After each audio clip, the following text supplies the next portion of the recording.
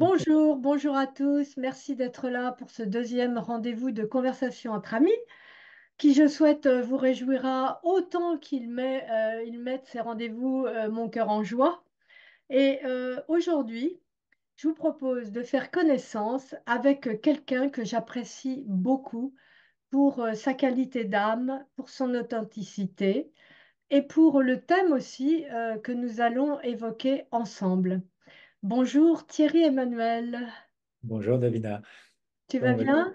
Ça va très bien, merci, oui. Alors, Thierry Emmanuel, tu es un médium soignant. Et Oui. moi, évidemment, tu es mon ami, donc je te connais bien, je sais beaucoup de choses sur toi. Mais les personnes qui partagent ce rendez-vous ne savent pas qui tu es. Donc, si tu veux bien, d'abord, en quelques mots, nous dire qu'est-ce que c'est qu'un médium soignant? Alors, médium soignant. D'ailleurs, ces deux mots que j'ai associés, en fait, se cachent un petit peu toutes les capacités que j'ai au niveau de la guidance, de mes ressentis, pour pouvoir apporter un soin aux personnes. Donc, qui va s'orchestrer, en fait, un petit peu sur plusieurs axes, en fait. Oui, parce que quand on parle de médium soignant, quand on est novice, ce qu'on peut penser, c'est donc quelqu'un qui soigne, mais c'est Mhm. quelqu'un qui a des facultés supplémentaires, en fait, aux soins, Oui. qui est peut-être, alors, évidemment, moi je le sais, mais il faut quand même le dire, je pense que tu vois au travers des corps Mhm. et des âmes ou des esprits qui sont là, qui habitent le corps de la personne qui vient et qui est en mal-être, tu vois ce qui ne va pas et là où ça ne va pas. Est-ce que c'est ça? Exactement. C'est un des axes, c'est tout à fait de mes ressentis, c'est de percevoir un petit peu les difficultés qu'ont les personnes à travers eh ben, tout ce qui, à travers ces ressentis que j'ai moi et à travers aussi ce que va m'exprimer la personne. Je vais arriver à pointer certains comportements, certaines choses qui vont être mises en avant dans nos discussions pour pouvoir arriver à leur propre compréhension, à leur propre cheminement pour essayer d'aller au-delà de ces difficultés et pouvoir arriver à un mieux-être et à une responsabilité Oui, c'est ça, une responsabilité de soi-même, parce de soi-même. on sait Exactement. bien que l'influence du mental, l'influence de l'esprit, tout ce qu'on pense, tout ce qu'on envisage, tout ce qui se passe, c'est absolument incroyable ce qui se passe dans notre cerveau à longueur de temps.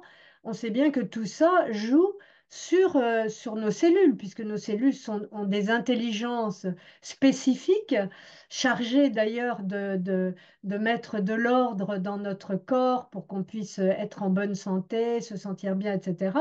Mais que effectivement, nous, par le biais de notre esprit, si on n'est pas en accord avec soi-même, pas en accord avec sa vie, s'il y a des choses qui nous contrarient, etc., au bout d'un certain temps, ça va produire un je sais pas, un décalage en nous, un décalage de l'équilibre qui va forcément, au bout du temps, construire un mal-être. Et ce mal-être, finalement, si on ne fait rien au niveau de l'esprit, au niveau du mental, eh bien, on va générer quelque chose, un vrai problème de santé. On va générer des blocages émotionnels, on va générer des difficultés dans nos vies, qu'on pense toujours être des difficultés des fois extérieures, mais cet extérieur qui nous arrive tous les jours n'est qu'un petit peu le reflet de ce que l'on est dans notre intérieur. Rien ne nous arrive par hasard. Tout ça sont des messages un petit peu cachés de ce que l'on est pour pouvoir justement essayer de discerner ce que ce ne devrait plus être en fait. Vous voyez, ça nous montre un petit peu ça nous montre un peu que des fois qu'on est un petit peu trop spectateur de nos vies au lieu d'être acteur quelque part de ce que l'on est. Ouais, c'est exactement ça. C'est vrai que c'est ça qui est difficile à faire passer comme message à une personne qui vient et qui souffre, qui a des douleurs ou qui a des douleurs physiques et Mm. ou psychologiques. C'est toujours très très difficile de lui dire qu'il en va de sa responsabilité, mais en fait, il en va aussi de notre propre responsabilité à nous qui, euh, nous permettons de recevoir des gens justement qui ont confiance et qui viennent pour trouver une solution. Donc bien c'est sûr. vrai que le fait de leur dire que la solution est en eux, bah, il faut développer ça. Et je pense que la médiumnité, de la manière dont on l'entend, alors donc c'est ça, on va parler un petit peu de la médiumnité, parce qu'en général, les gens sont ils ont une idée de la médiumnité en pensant que c'est uniquement ou principalement recevoir des messages des défunts ou pouvoir donner des renseignements sur ce que les défunts, les âmes qui vivent ailleurs en quelque sorte, peuvent vouloir transmettre aux humains, à leurs proches ou autres. Donc, c'est important de faire un point sur la médiumnité. Là, on a dit que toi, tu étais un médium soignant. Maintenant, en fait, il y a quantité de médiumnité. Exactement. Oui, oui, je suis tout à fait d'accord avec toi. Très souvent, il y a derrière le mot médiumnité, on pense souvent au contact avec les défunts, mais c'est vrai que ce n'est pas que ça. Alors, ce n'est pas aussi la guidance, que très souvent aussi, il y a ce côté, enfin, quand je dis guidance, je parle de la voyance. Très souvent, on fait aussi cet amalgame Oui. qui n'est pas. Alors, ça rentre dans toute cette sphère, dans tout ce canal médiumnique, mais c'est différent. Et faut pas se tromper. La guidance que j'apporte, qui est la mienne et me ressentis, c'est l'écoute de mes guides, hein, pour pas dire, pour utiliser ce mot, parce que c'est voilà, c'est exactement ça. J'entends les informations qui sont juste à apporter à la personne pour son propre cheminement.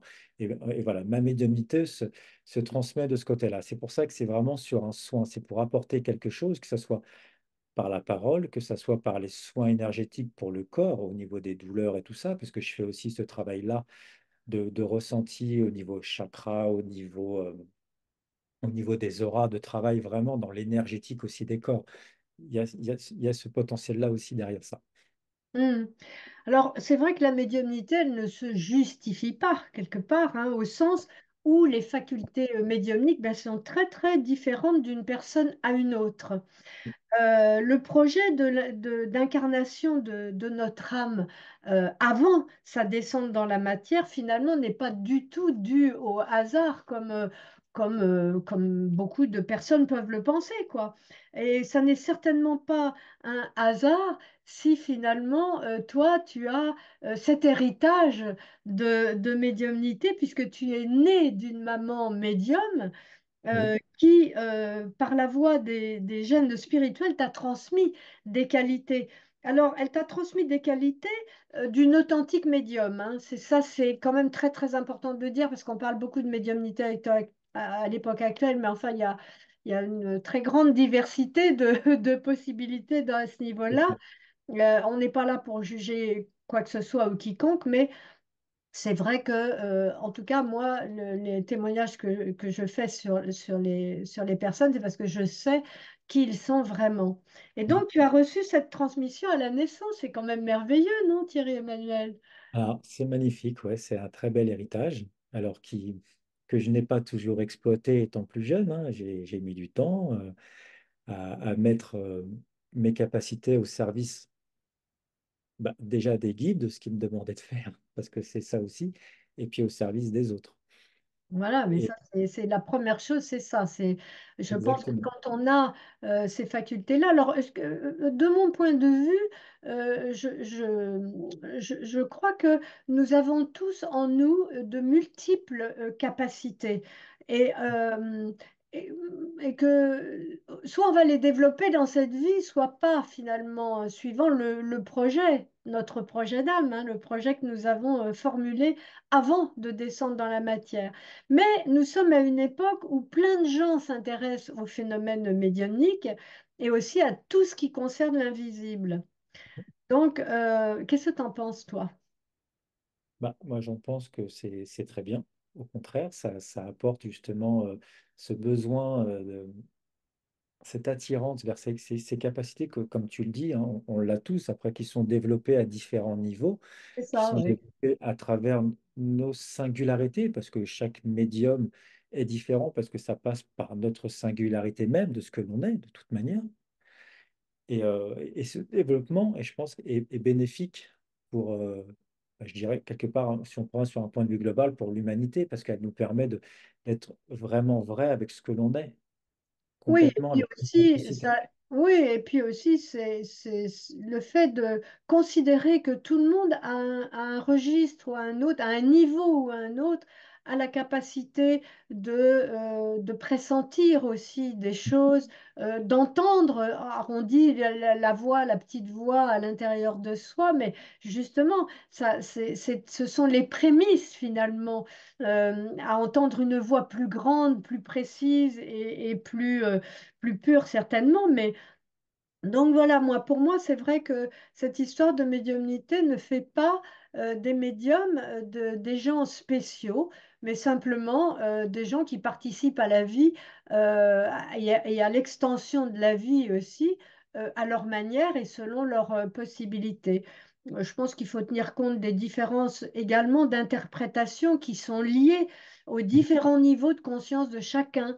Donc, il y a des personnes euh, qui se font des idées, et ce sont toujours des idées personnelles. C'est pour ça que c'est bien d'échanger, chacun à son niveau, mais je pense que personne ne détient la vérité. En tout cas, on détient notre vérité. Personne. Et puis alors après, bon, je vais dire que ça n'engage peut-être que moi, mais c'est- toutes ces perceptions-là, tout ce qu'on peut ressentir par rapport à ça, euh, je pense que déjà, il y a un travail qu'on doit faire par rapport à nous-mêmes pour vraiment Voilà. être juste et pour vraiment ressentir la justesse et enlever certaines couches, certains filtres qu'on peut avoir dans notre, dans C'est ça. ce Ouais. que l'on est, pour justement être vraiment au plus près de ces ressentis, que ce soit Voilà, de et l'intuition, voilà, et la je pense que médiumnité. oui, et quand on est mis en présence les uns des autres, c'est jamais non plus l'effet du hasard, hein, les Non. rencontres, ou même les personnes qui s'engagent à venir dans une consultation auprès de quelqu'un, d'un médium soignant, par exemple, comme toi, ou d'autres formes de médiumnité. Eh bien, je pense que ces personnes-là sont attirés là où il faut qu'ils aillent. Et quand ils se retrouvent auprès de gens qui ne sont pas trop sérieux dans ce domaine-là, eh bien certainement que c'est une expérience qui leur est proposée pour cultiver un juste discernement aussi.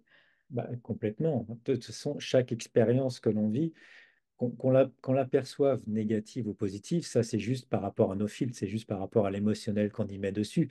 Mais ce n'est qu'une expérience qui est là pour nous amener une réflexion et une compréhension de ce que l'on vient de vivre, en fait. Oui, parce que de toute façon, chacun comprend la médiumnité selon son propre état d'esprit, hein. Exactement, Ça, c'est certain. selon son propre vécu. Et en général, chacun pense qu'il détient la vérité, c'est sûr. Ouais, on a tous un petit peu cette mauvaise habitude, quelque part. Ben, personnellement, je pense que il est de notre devoir quand quand on sait que l'on est médium, que l'on dispose en tout cas de facultés qui peuvent être bénéfiques et servir l'énergie de la vie, servir les autres autant que nous servir nous-mêmes. Je pense qu'à ce moment-là, c'est très important d'aller également, d'ouvrir son esprit à ce qu'on appelle la spiritualité, étant donné que la spiritualité, c'est l'autre facette de notre être. C'est la première facette, le monde visible de nous-mêmes, physique, et puis de sensations et aussi d'émotions, et puis l'autre facette qui est beaucoup plus profonde et qui n'est pas visible par tous, et qui est notre réalité. Et cette réalité, si elle n'est pas nourrie d'éléments qui élèvent notre conscience, eh bien, ça va être difficile. Et a fortiori au niveau de la médiumnité. C'est personnellement, en regardant un peu la vie du monde comme ça, eh bien, je vois que il y a quand même beaucoup de médiums qui ne se préoccupent pas du tout de leur propre vie spirituelle, quoi. Non. C'est-à-dire avec de l'apprentissage, des connaissances, du développement, de l'ouverture vers d'autres choses que le soi-même qui détient une faculté ou une autre. Oui, oui, je suis tout à fait d'accord avec toi sur ce point de vue-là, et je pense que c'est un travail que je dirais que, alors, ça nous regarde dans ce principe-là, ça me regarde mais c'est un travail qui doit être fait quotidiennement. C'est la médiumnité et cette part spirituelle que l'on a, elle s'entretient, elle se travaille au quotidien dans ce que l'on est. Et je sais pas, moi, je le vois, je le perçois, cette médiumnité, comme une faculté qui me permet d'aider les autres, mais surtout de m'aider moi aussi à être meilleur Voilà. dans tout ce que je suis, en fait. Avant tout, Et être meilleur, c'est trouver les bons moyens pour y arriver. Donc, c'est forcément là d'aller puiser dans ses ressources personnelles, c'est certain, mais également d'aller puiser dans les sources authentiques et pures qui ont été depuis des temps et des temps montrées, démontrées. Il y a des écrits, il y a des... Voilà. Et après, sur la base de toutes ces connaissances, ben, il y a de l'expérience personnelle, c'est certain. Mais enfin... dans ce qui est insufflé à ma propre conscience, hein, c'est que le monde est à un tournant radical de son évolution en ce moment. Je pense qu'on s'en rend tous compte. Et complètement. ce qui est proposé par les consciences supérieures, donc qu'on appelle les guides, hein, les guides de lumière, qui ne sont pas, je le rappelle quand même brièvement, des personnages hein, ou des êtres humains supra-humains. Hein. Non, ce sont des consciences supérieures, des vibrations beaucoup plus pures que la nôtre. Et on les appelle les guides. Et en fait, ce qui nous est proposé par ces consciences-là, c'est de cesser de juger les autres et puis de cesser aussi bah, de critiquer ou de ramener les choses par rapport à soi et de s'employer chacun à notre mesure, d'ouvrir le plus largement possible notre esprit, parce qu'il y a beaucoup de choses à découvrir sur nous, c'est sûr, mais sur les autres, sur la vie en général, sur le déploiement infini de la vie, pour découvrir eh bien, les immenses possibilités de bien qui existent et les moyens de pouvoir faire ce bien. Voilà, Thierry Emmanuel, écoute, on arrive à la fin de notre conversation entre amis. Est-ce que tu as quelque chose à ajouter? Est-ce que tu as envie de dire quelque chose aux personnes qui sont là et qui partagent ce rendez-vous? Bah, ce que déjà j'aurais envie de dire, c'est parler un petit peu aussi de toi, ce que tu mets en place quand même, parce que le groupe G dans lequel je fais partie et que tu apportes ces enseignements justement sur la médiumnité, je pense que c'est important et je pense qu'il y aurait beaucoup de gens qui pourraient aussi euh, s'y intéresser et même s'inscrire à pouvoir aller vers ces enseignements et t'écouter apporter justement ces paroles justes par rapport à tout ça pour pouvoir Bah, écoute, comprendre un petit oui. peu ce qu'est la médiumnité en fait, un petit peu ce Mm, que tu en donnes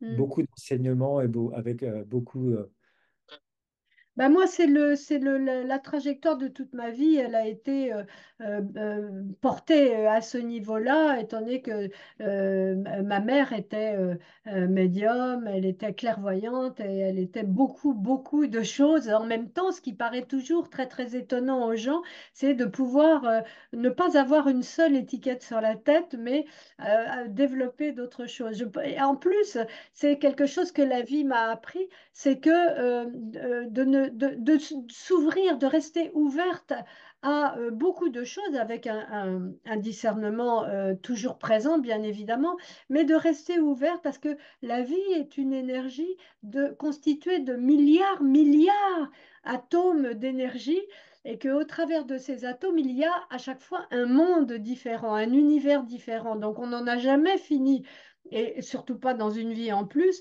d'explorer ces infinies possibilités.